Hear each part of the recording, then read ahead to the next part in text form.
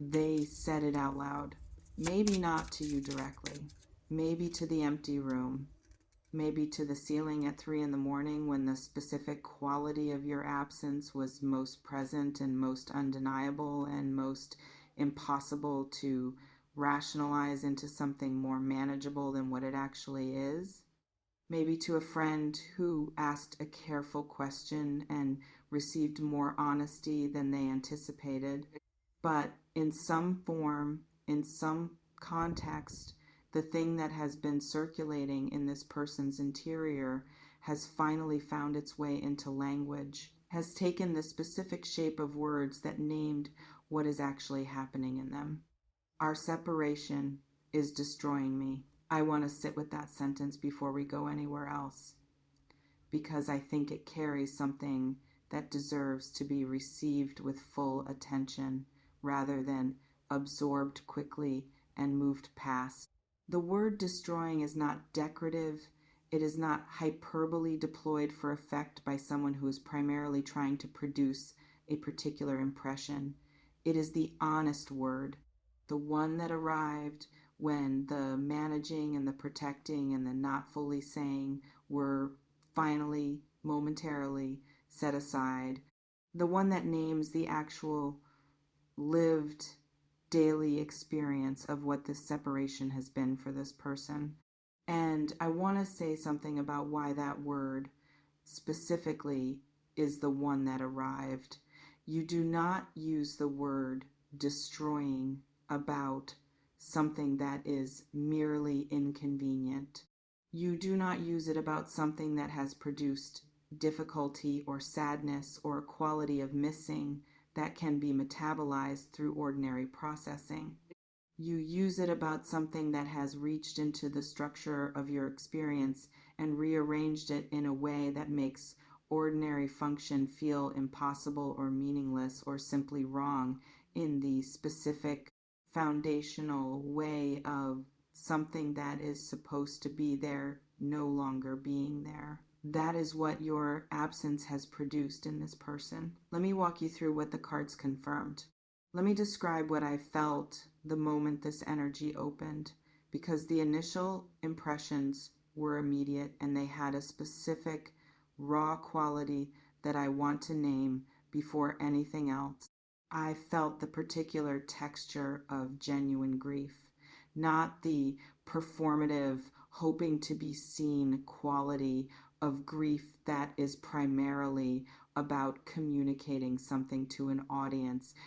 The actual, private, behind closed doors quality of grief that exists when no one is watching and the person experiencing it is simply in it.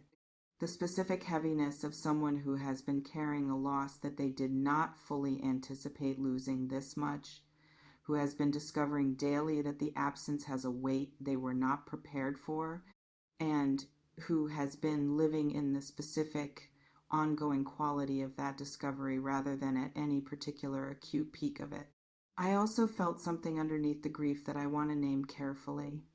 Not hope exactly, something closer to the specific quality of orientation, the involuntary, can't quite help it quality of a person whose attention keeps returning to a particular direction regardless of what they are trying to redirect it toward.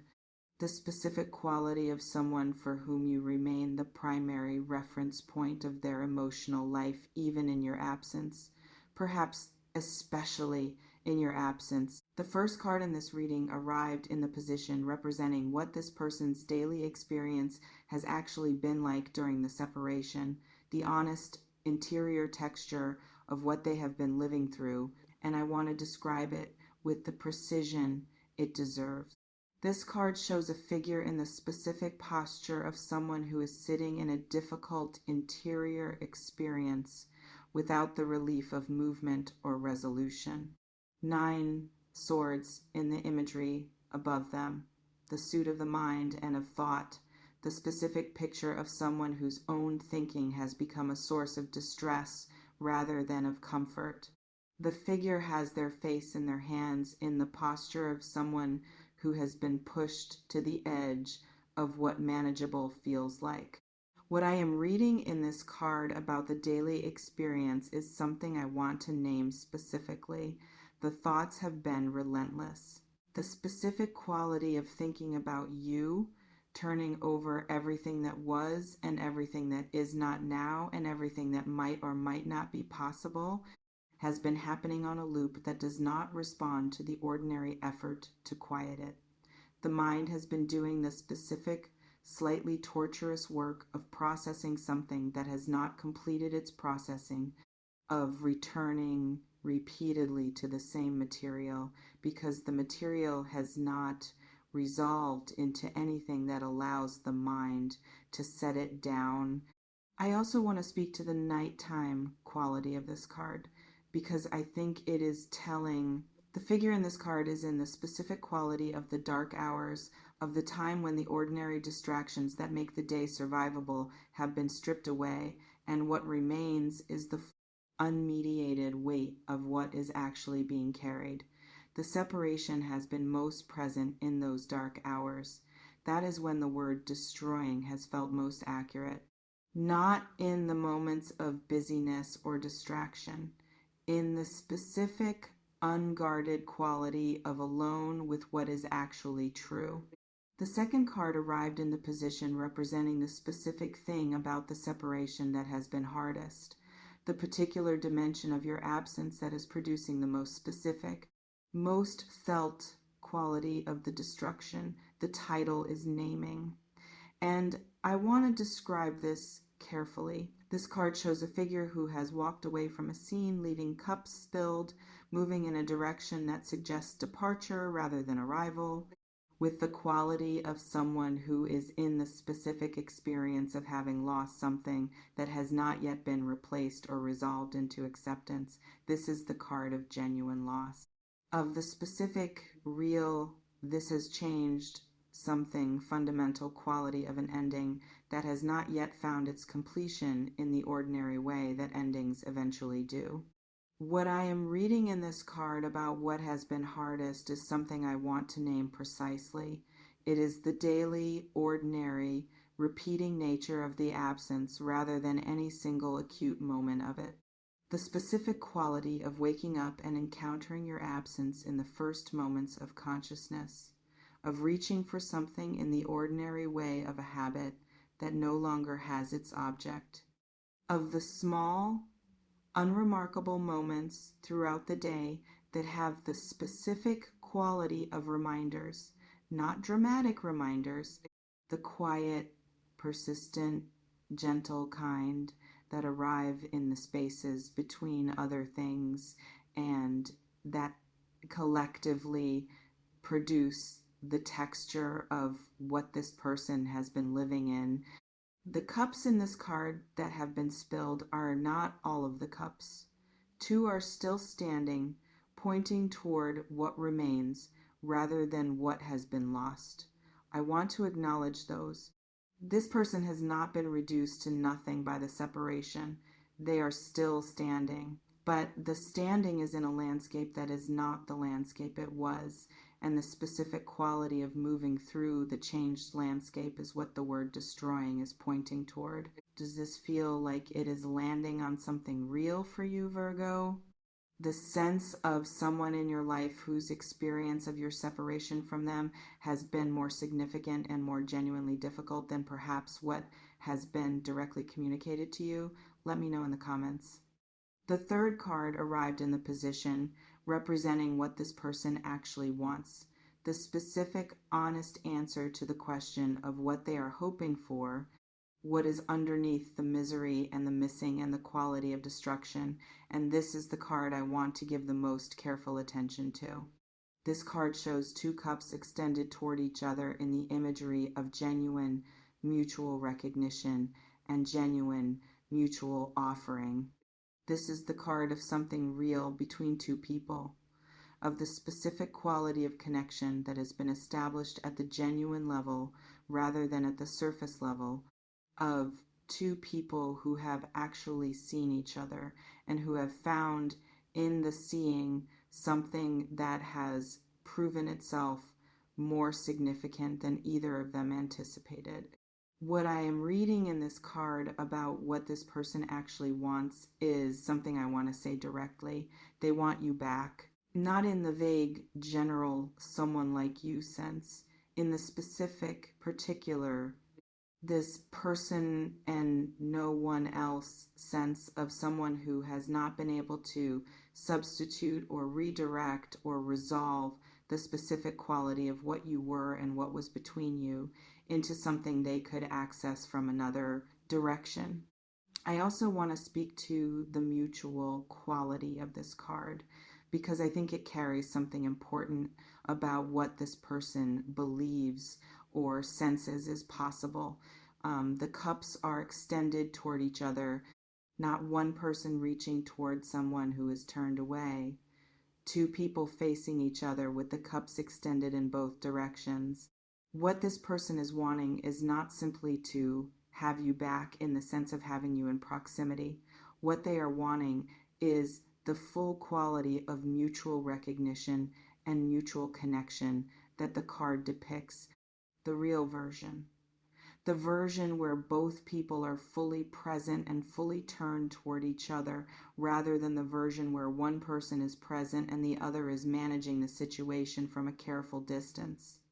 I want to speak to something about the specific quality of what this person is wanting as the card shows it, because I think the precision matters for understanding what they are actually asking for when they reach out. They are not asking to return to exactly what existed before the separation. They are not asking you to pretend the separation did not happen or that it did not reveal something about the dynamic between you that deserved to be examined. What they are asking for in the deepest and most honest reading of this card is the possibility of the genuine version of what exists between you when both of you are fully, honestly, mutually in it. They have been living during the separation in the direct experience of what exists for them without you. And what they have discovered is that what exists for them without you is not sufficient. Not because you complete them in the sense of filling a lack, because what is specifically, genuinely, irreplaceably between you is something that does not exist in equivalent form anywhere else. And they have arrived at that understanding through the direct experience of the absence rather than through any abstract reasoning about it. Inhale with me, Virgo, because the fourth card is the one that I think you specifically need to receive, and it speaks not to them but to you. This card shows a figure standing at a high point, fully in the blazing, unobstructed light, with the quality of someone who is exactly where they should be, inhabiting the fullness of who they are, in the specific alive quality of someone who has not been diminished by whatever has happened between them and the world, but who has, if anything, become more fully themselves through it. This card is describing you in your current state, in the period of this separation. What I am sensing in this card about where you are is something I want to name carefully, because I think it is important for how you hold the information this reading is providing about what is happening in the other person. You are not in the same state they are in. The separation has affected you, but it has not produced in you the quality of destruction that the title is naming from their perspective. You are functioning, you are clear, you have, in whatever way the period has unfolded for you, been using this time in a way that has allowed you to remain in the specific quality of aliveness and wholeness that this card depicts.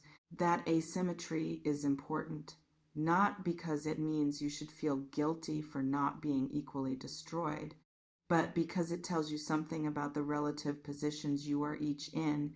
If and when a conversation about what is possible between you occurs, you are coming from a position of clarity and wholeness. They are coming from a position of genuine need. the conversation deserves to happen, if it happens, in a way that honors both of those truths rather than collapsing them into each other. I want to address something specific about the Virgo experience of receiving the information that someone's separation from you has been genuinely destructive for them, because I think your particular nature creates a specific tension in this kind of moment that is worth naming. Your first instinct is probably going to be analysis, running the full picture of what happened between you and what this person's misery does and does not mean about the situation, and whether what they are feeling constitutes sufficient reason to revisit what produced the separation, and what, if anything, should happen now. All of that analysis is valid and it is yours to do. What I want to offer alongside it is this: the person's suffering is real. It is not a lever being pulled to produce a particular response in you, at least not in the primary way. It is the genuine, honest, arrived at through direct experience quality of what they have been living with since the separation. That reality does not create an obligation. You are not responsible for another person's suffering simply because you are its object. But it does deserve to be received with the full quality of your genuine care, rather than filtered immediately through analysis that may be partly a way of managing the discomfort of receiving something this direct. Let the reality of it land first. The analysis can follow. Both are yours to do, and both are appropriate. The sequence matters. I also want to name something about the specific quality of Virgo care that tends to be present even in the midst of the analytical response, because I think honoring it is part of receiving this reading fully. You do not feel nothing about the fact that someone is miserable without you. The analysis is not the absence of feeling. It is the specific way your sign tends to process feeling, through understanding and through the careful examination of what the feeling is and what it means and what is right in relation to it. The feeling is underneath the analysis, doing its own work, and the feeling in this case is genuine care about someone who is genuinely suffering. That care is appropriate. It does not require you to do anything specific about the suffering, but receiving it honestly, allowing it to be part of your full response to this information rather than filtering it out through the analytical layer, produces a richer and more complete picture of what you actually want and what you actually think is right. The fifth card arrived in the position of what is coming, where the energy of this person's expressed misery and their specific named longing is pointing in terms of the actual material next events between you. And I want to describe it with honesty rather than with the particular narrative the situation might seem to invite. This card shows a figure at the beginning of a journey, in the first moments of genuine forward motion, in the quality of someone who has finally arrived at the decision to act on what they have been carrying. The fire element speaks to initiative, to the specific quality of someone who has moved from the internal experience of something to the external expression of it. And the beginning position speaks to the specific, fresh, this is just starting quality of someone who is in the first movements of a new direction. What I am sensing in this card about what is coming is something I want to name specifically. This person is going to reach out, not in the tentative, testing the waters, heavily protected way of someone who is primarily managing their own exposure. In the specific finally doing this quality of someone who has been in the destruction of the separation long enough that the risk of reaching out has become considerably smaller than the ongoing cost of not reaching out. When they reach out, they are going to say something real, not the managed version, the actual version, the miserable without you, our separation is destroying me version. In whatever specific words they find when the moment arrives, and the conversation that they're reaching out opens is going to require of you the full, present, genuinely discerning quality of someone who is in a position of clarity, receiving someone who is in a position of genuine need, and who needs to determine from that position of clarity what is actually right, not what is easiest, not what resolves the discomfort of receiving their suffering most quickly. What is actually right for you, given everything you know and everything you have processed in the period of this separation? That determination is yours, and you are fully equipped to make it. Before I close, I want to say something about what this reading does and does not mean, because I think the honesty is more useful than any particular narrative about what should happen next.